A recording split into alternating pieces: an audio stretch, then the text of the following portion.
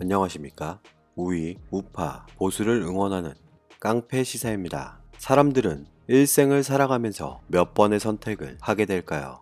인생은 계속해서 선택의 갈림길에 놓이게 되는데 한 번의 선택으로 인해 여러 사람들의 존경과 추대를 받는 사람이 있는가 하면 누군가에게 손가락질을 받는 사람이 있기 마련인데요. 그것이 한 나라의 수장이라면 얘기가 달라집니다. 문재인 정부의 선택은 과연 옳은 것이었을까요? 그렇다면 왜 이렇게 많은 사람들의 반발이 생기는 것인지 우리는 의문을 가져봐야 할 텐데요. 한 사람의 독선과 선택이 불러온 결과의 끝은 어디일지 궁금합니다. 10월 3일 광화문 광장을 직접 보신 분들은 또다시 열기로 가득 찬 모습을 생생하게 목격하셨을 텐데요. 문재인 정부가 선택한 조국 법무부 장관의 사퇴와 문재인 정권을 비판하는 사람들이 광화문 광장을 포함한 서울 도심 곳곳에서 대규모 집회를 열었습니다. 지금까지의 보수 세력이 주도한 집회 역사상 가장 많은 시민이 결집했다고 해도 무방할 정도로 광화문 광장, 서울 광장, 숭례문 앞 등 세종대로 일대에 일제히 몰렸고 그 모습은 가히 장관을 이루었다고 봐도 무방할 것입니다. 마치 이 모습은 2016년 10월 이후에 열린 촛불 집회와 장소와 규모, 성격 등의 면에서 비슷한 부분이 상당히 많았음을 우리는 알 수 있는데요. 오전 10시부터 광장의 모습을 드러내기 시작한 사람들이 12시를 기점으로 급격히 몰리면서 서울역부터 광화문까지 약 2km에 달하는 거대한 집회였으며 집회에 참가한 시민들은 문 정권 심판이나 조국 구속, 문재인 퇴진 등의 피켓을 몸에 두르고 들었으며 조국을 파면하고 문재인 정권은 퇴진하라는 구호를 외쳤습니다. 자유한국당과 우리공화당을 포함한 야당과 보수단체들은 조국 법무부 장관 사퇴를 촉구하며 같은 목적을 가지면서 같은 뜻을 내비쳤고 우리공화당은 낮 12시 30분부터 숭례문 앞에서 문재인 퇴진 태극기 집회를 열었으며 자유한국당은 오후 1시부터 세종문화회관 앞에서 문재인 정권의 헌정 유린 중단과 위선자, 조국 파면 촉구, 광화문 규탄 대회를 열었습니다. 실제 극보수, 극우파 단체들만 모인 것이라면 이것은 분명한 문제일 수 있습니다. 하지만 이날 집회에 참가한 일부 사람들은 태어나서 처음으로 집회에 참가해 본다는 사람들도 다수 있었으며 전국 기독교 총연합회를 포함해 조국 장관 임명을 규탄하며 사퇴를 촉구하는 대학생 집회도 열렸는데요. 자유한국당 나경원 원내대표는 이런 입장을 나타냅니다. 당군 이래로 최악의 정권이 문재인 정권이라며 후한무치 정권이고 무능 정권, 부도덕 정권, 무책임 정권이라고 강경 발언을 서슴지 않았습니다.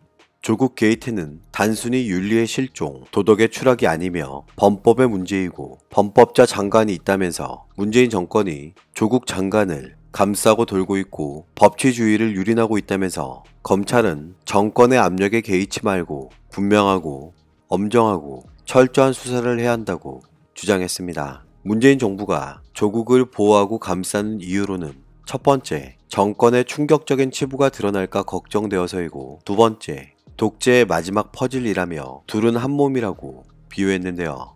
위기의 정권을 잡고 사법장악, 언론장악에 이어 가짜 뉴스로 운운하면서 보수 유튜버들을 탄압하고 선거법 개혁은 장기 집권을 위한 것이라고 호소했습니다. 10월 3일 홍준표 자유한국당 전 대표는 서울 광화문에서 열린 범보수 진영 문재인 정부 규탄 총걸기 대회 중에 이런 입장을 나타냅니다.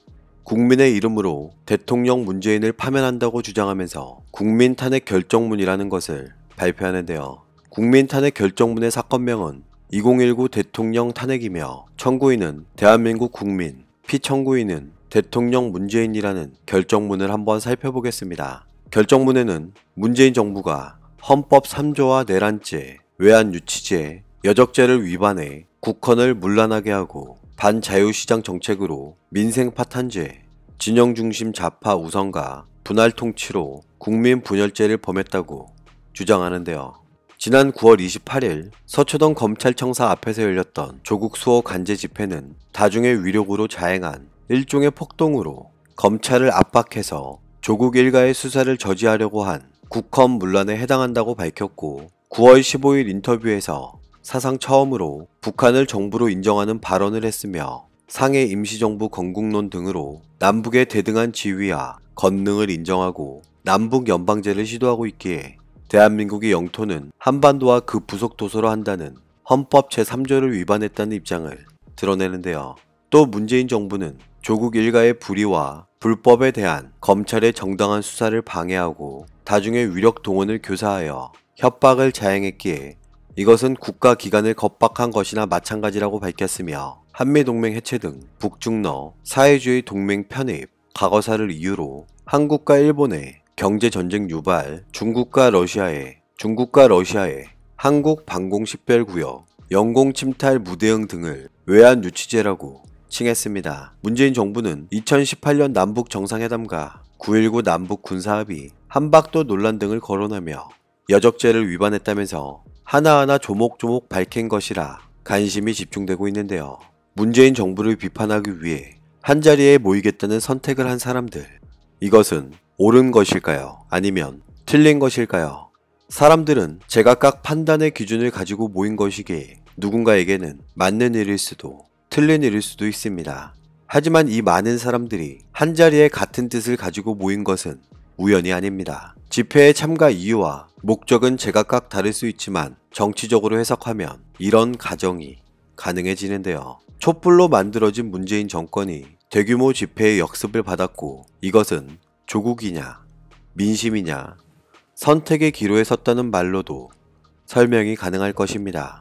박근혜 정부의 국정농단에 분노한 촛불혁명으로 탄생한 정권이라고 주장해왔지만 분노한 시민들이 모인 이번 광화문 집회와 관련해서는 별다른 입장도 내놓지 않고 있습니다. 더불어민주당은 10월 3일 자유한국당을 포함한 보수 세력이 광화문 광장을 포함한 서울 도심 곳곳에서 대규모 집회를 개최한 것과 관련하여 이런 입장을 나타냅니다. 보수 세력들이 가짜 뉴스를 동원해서 정치 선동을 벌였고 집회 참가자들이 문재인을 탄핵하라는 것은 내란 선동이자 구테타라며 강하게 비판했는데요. 이해식 대변인은 광화문 광장에서는 온갖 가짜 뉴스와 공허한 정치 선동만이 난무했고 자유한국당 나경원 원내대표의 발언은 묵과할 수 없는 내란 선동에 가깝다고 주장했는데요.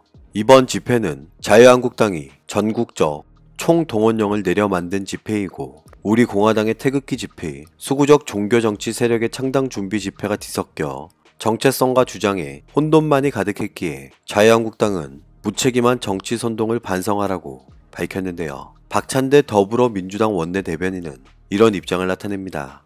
자발적 촛불 집회에 맞불 놓겠다고 태풍 피해가 발생한 지 하루도 안 돼 집회를 개최했기에 이것은 민생 포기 정당임을 커밍아웃하고 정쟁에만 집중했다고 지적했습니다. 하지만 민주당 일부에서는 이번 문재인 정권 규탄 집회가 여론에 미칠 영향을 무시할 수만은 없었던 것 같은데요. 사실 민주당도 많이 해봤지만 동원을 해도 저렇게 많이 나왔다는 건 그만큼 열기가 뜨겁다는 것이고 그것은 사실로 봐야 한다고 밝혔으며 또 다른 중진 의원은 국론이 분열하면 피해는 결국 우리 모두에게 돌아오기에 정부 여당이 광화문의 함성에도 귀 기울일 필요가 있으며 빨리 사태가 수습돼야 한다고 밝힌 만큼 여당 내의 의견들도 갈리고 있음을 간접적으로나마 알 수 있는데요. 민주당의 역습이었던 것일까요? 10월 6일 검찰 개혁을 요구하며 조국 법무부 장관을 지지한 서초동 촛불 집회가 열렸습니다. 문재인 정권을 규탄하는 집회에는 가짜 뉴스를 동원한 쿠데타라고 밝혔던 여당에서는 이번 집회와 관련하여 이런 입장을 나타냅니다. 검찰 개혁이라는 시대적 과제에 공감하는 국민들의 자발적 참여로 이루어진 광장 민주주의의 부활이라며 검찰 개혁 촛불 집회가 특정한 진영을 대표한다고 하는 협의한 관점에 동의할 수 없다는 입장을 밝혔고 정의당 대변인은 이런 입장을 나타냅니다. 촛불 문화제 참가자를 조폭에 비유하는 홍준표 전 자유한국당 대표의 한심한 상황 인식 수준은 언급할 가치조차 없으며 지난 광화문 집회에서 정강훈 목사 막말의 존재감 위기를 느꼈는지 재버릇 개 못 주듯 다시 막말을 내뱉었을 뿐이라고 강하게 비판했습니다. 국회에 올라온 공수처 설치와 검경 수사권 조정 등 사법개혁 법안들의 시급한 처리와 더불어 추가적인 더 많은 개혁 방안들이 논의되도록 속도를 내야 하고 검찰 개혁은 국회 손에 달렸기에 국민 열망이 최고조에 달한 지금이야말로 무소불위 검찰을 개혁할 수 있는 절호의 기회라는 입장을 드러냈는데요. 제대로 되지 않고 있는 지금 그 많은 사람들의 목소리에는 왜 아랑곳하지 않는 것인지 궁금한데요. 전희경 자유한국당 대변인은 논평을 통해 이런 입장을 나타냅니다. 10월 6일 서초동에서 열린 검찰 개혁을 표방한 조국 비호 집회는 대통령, 청와대, 그리고 집권 여당이 앞장선 사실상 간제 집회이고, 어제는 조국 아내 정경심 교수가 2차 소환 조사를 받고 조사를 검토하던 시각이었던 만큼 수사를 진행하는 검찰이 받았을 압박을 미루어 짐작하고도 남는다고 밝혔습니다. 대통령, 집권 여당, 여기에 호응하는 검찰청 앞 좌파 단체들 촛불 집회에 이르기까지 지금 대한민국에서 벌어지는 일들은 정상적 상식으로는 이해하기 어려운 지경이며, 문재인 대통령의 대한민국은 국민들이 쪼개져서 서로 다투고 분열하고 새 가시를 해야 하는 대한민국으로 전락했다고 강력하게 비판했는데요. 그러는 사이 대한민국의 정말 중요한 국정은 오갈 데 없고 조국 블랙홀로 빨려 들어가고 있으며, 이 책임은 명백히 대통령과 청와대, 집권 여당에 있기에 조국을 즉시 파면하고